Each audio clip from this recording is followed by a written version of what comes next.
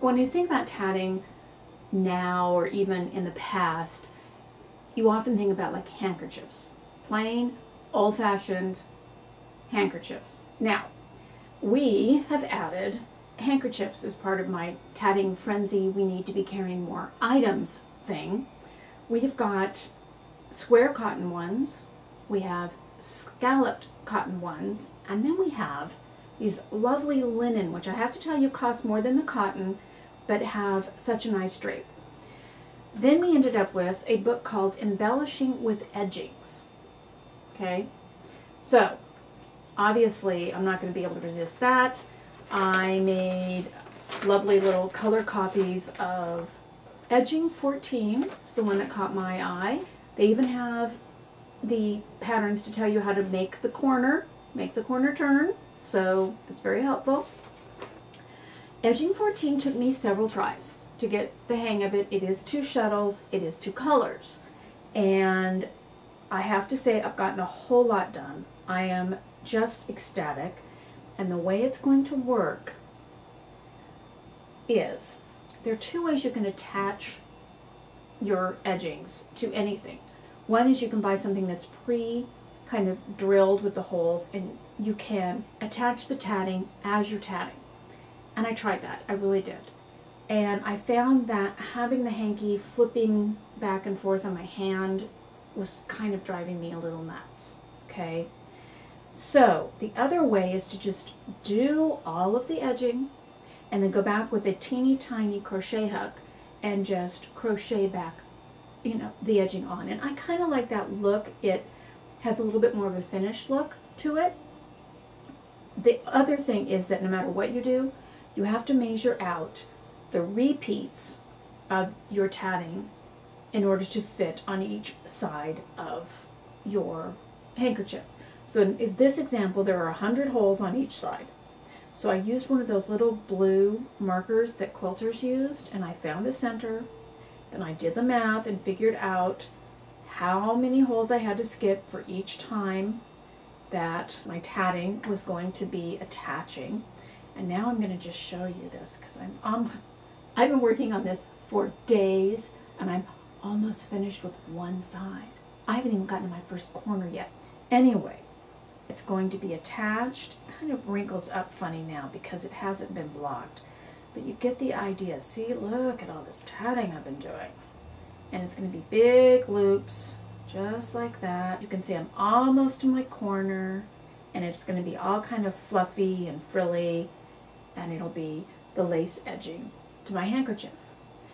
The other thing you can do is you can run off to kind of an antique store, which is what I did, and you can find yourself some vintage handkerchiefs that maybe have color. See, I came up with this one, and they're great. They don't cost very much, but they're pretty. And as I was going back and forth between the office and hanging around in my house and stuff, the other discovery I made is, as much as I love curio, these are kind of big balls to be carrying around with your tatting that's supposed to kind of fit in your pocket and be relaxed, and you're not supposed to worry about it. So I thought about it a little bit, and I realized that what we had in the office already were these yarn bobbins, okay? And they're ostensibly for doing intarsia. They're for holding small amounts of yarn and doing intarsia. So we have small ones, we have medium ones, and we have large ones, okay? All I'm using these for are smaller units of storage than a ball. As an example, I am going to be going on a camping trip pretty soon. Believe it or not, I'm going to take, this is just the most lovely little handkerchief I got at my friend's antique shop, and it's just got a little bit of detail in the corner. It's all it has, but I'm going camping. So I am probably going to use maybe medium bobbins or maybe even large. And I'm going to take the 2 colors I'm using. I'm doing a 2-color edging, okay? And I'll probably take 1 color, put it on a large bobbin, take the other color, put it on a large bobbin, and that's my storage. Throw that into my backpack. I don't care. They're covered. The thread's covered. It's not going to take off on you. I mean, this is a great way to store tatting thread. I'm just explaining that. The other thing I want to point out to you is the edging I'm going to be using. I'm going to do one little row of a very delicate tatting pattern, and then I'm going to do a second row in a darker color. Okay, so handkerchiefs are a lot of bang for your buck. Next project that I am excited about doing, I told you the queue just is ridiculous. Okay, remember at the very beginning of this series we talked about Mastering Tatting, okay, and that's by Lindsay Rogers, and you can tell I've already made little marks for myself. Okay, in Mastering Tatting, I thought what would happen if I made myself a narrow little 1/2 inch wide repeat of some pretty little pattern and made a lanyard out of it. So I went over to the craft store across the street. I got these wonderful little eyeglass holders, okay, and I figure I'm going to do that. And I look at some of these Mastering Tatting designs. Like there's a little daisy, apparently, is a very popular tatting pattern that you can do. And I thought I could do that, then make a turn and come back down, or I could do a daisy with a little bit of lace on each side. Okay. This I'm not so sure what I'm going to do with, but I just had to show you. This is thistle. And you can do it like this. These are really, really, really big picots. Okay. And you can leave them like this, but what you really want to do is cut them and then take a little pin and unravel them, and they get all frilly on the edges and look like real little thistles. I don't know what I'm going to do with that, but I just have to tell you that was one that I fell in love with Mastering Tatting. Okay, I'm going to make an eyeglass lanyard, or several, and those are perfect for gifts, right? Okay, now, it just gets better and better. All right, I don't know if you've ever heard of artist trading cards. There's these little tiny cards that different artists trade with each other that can be all sorts of different mediums. Quilters here at Connecting Threads do them as maybe crazy quilts, or they do little quilted scenes or whatever.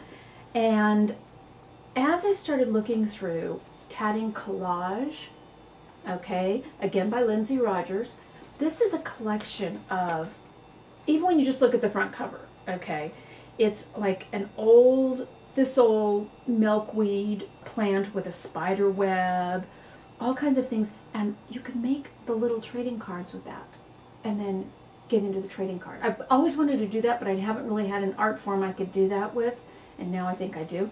Again, I have all of these things I want to mark, but look, here's this little tiny ringed thistle that I love. I could make a whole little world of that. Or, again, little tiny thistle. I seem to be obsessed with that. Here, little bluebells, and these are examples of small cards. Okay, these are examples of the training cards. Here's just a little flower, kind of a bigger flower, little butterflies. You get the idea. She has bonsais, okay? But the more I thought about it, I thought about the little trading cards or bookmarks or whatever else I wanted to do. And I realized that I have a pair of fingerless mittens. These are felted that I bought, I think, at Black Sheep Gathering a couple of years ago. And I wear them constantly. And don't get me wrong, I love the color. That's why I bought them. I think the color's great.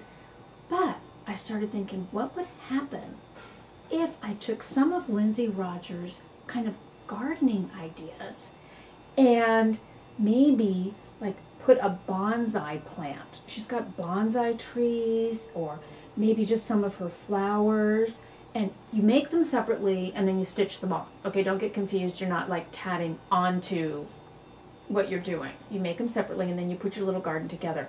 But I thought, wouldn't that be fun to put on little daisies or little snowflakes? She even actually has dragonflies in here. So you can see where you can start having this beautiful, almost lake-colored background, and then have dragonflies, and she's got cat o' nine tails.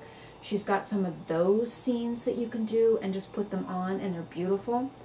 If you go on to Ravelry, there are a couple of felted hats that have tatting details, edges, embellishments put on them. So tatting on felted garments, felted pieces of a hat or mittens or anything like that would be great. So I think that tatting, even though it is a very old art form and it had gone into a bit of a quiet time, it's coming back, and I think that given new tools and new sensibilities and new ways of communicating, like through Ravelry or on the internet and YouTube, that it's going to become pretty strong. I'm actually quite excited about it. It's going to be kind of fun to watch for the next few years. See what everybody does with it.